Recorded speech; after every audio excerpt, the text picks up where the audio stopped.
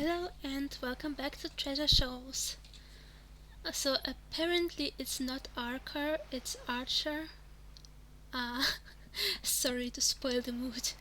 I looked it up just now and it's Archer. So for anybody else who was unsure about this, you too have learned something through this video. Yay! Alright, now back to the incomparable voice of the bard Judith and some daydreaming. You look at the horizon. You're actually heading now towards this very island the bard has sung about so beautifully.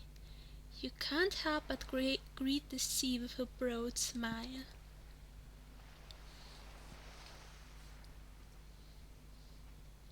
Ah, isn't it wonderful to smell the breeze?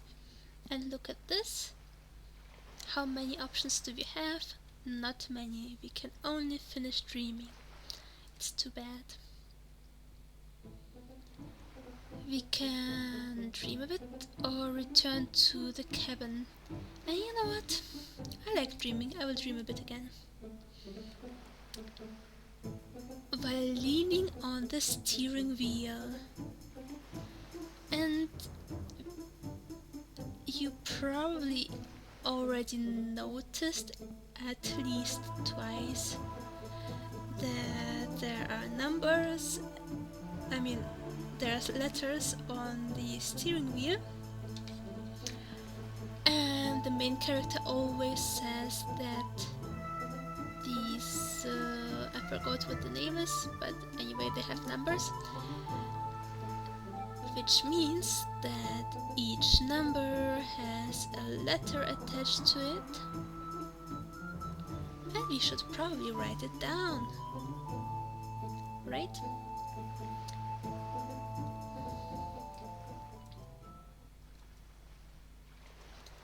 Okay, I wrote it down and I will return to the cabin now.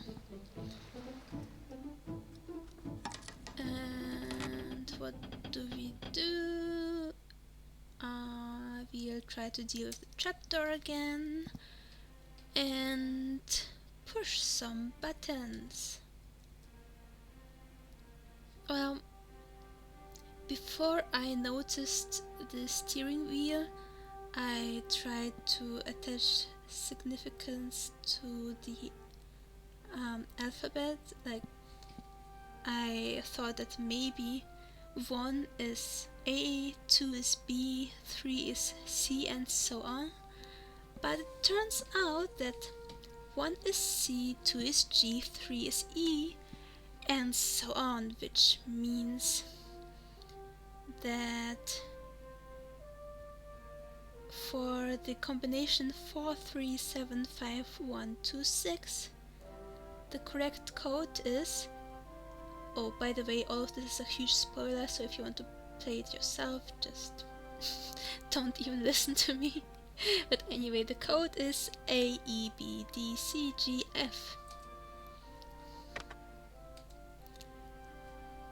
Alright. You push the button. You have now spelled AE. You push the button B. You have now spelled AEBD.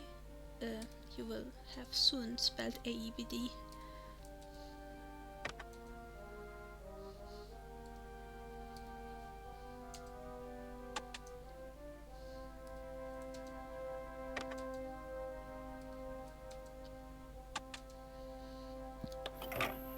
You have now spelled AEBDCGF.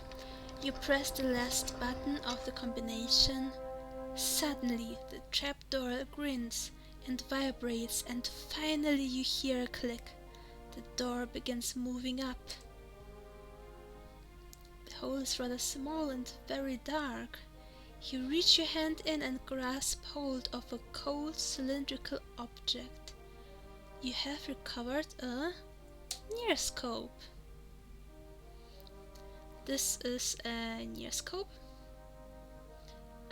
It's a fantasy word, I suppose, but I mean, we know what they mean, right? The near scope is intricately carved and strangely resembles the carvings on the Sarathian dagger you received from the crew. Huh, interesting. Maybe they are connected. Wait, you received from the crew? Like the dagger they threw on in the direction of our head? Yeah. Yeah, we received it from the crew as a present. Like as a new captain. You look into the near scope and the door to your cabin comes into close focus. Yep, it seems like any normal near scope. However, there seems to be more to this near scope. You play around with the object a bit and notice it doesn't fold up like other common near scopes. However, you notice it seems to be able to twist in the center. You give it a try and twist the center, then look into the object once more. This time, instead of seeing a blurry cabin wall, you see... a beautiful sandy beach. Surprised, you pull away from the object momentarily, only to return to the view seconds later. The beach is beautiful and the waves are crashing upon the sand. Waves crashing on the sand? You realize the picture in the near scope is moving as if the image is right there in front of you. On the beach, you notice there is a hut, possibly a store with a few people entering and leaving. You wonder where this is. You look again at the near scope's mechanism and try twisting it a few more times. But it appears there are only two settings, the normal view and the magical beach view. Strange. You place the near scope into your breeches when you hear a commotion outside. You come out on deck and notice two sailors arguing in the back of the ship. Other sailors are cheering them on already. Looks like a fight is going to start any minute. A parrot is perched nearby, squawking loudly, "It's a fight! It's a fight!"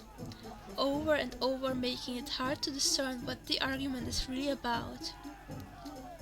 Once again, you look around for your first mate, one-eyed Kale, but he is nowhere to be seen. When you recruited Kyle back in Strata, you knew he wasn't feeling well. You suspected he had a simple cold or flu. Could it be that he is still sick? So I recruited a first mate who was sick, and I didn't ask him what the sickness was, and I just recruited him to go on the ship for maybe months without knowing what his health problem was. I'm the best captain ever. Just your luck to hire a first mate that gets seasick. That's not my luck, that's my dumbness. You decide to go below deck to find Kale. What do you intend to do?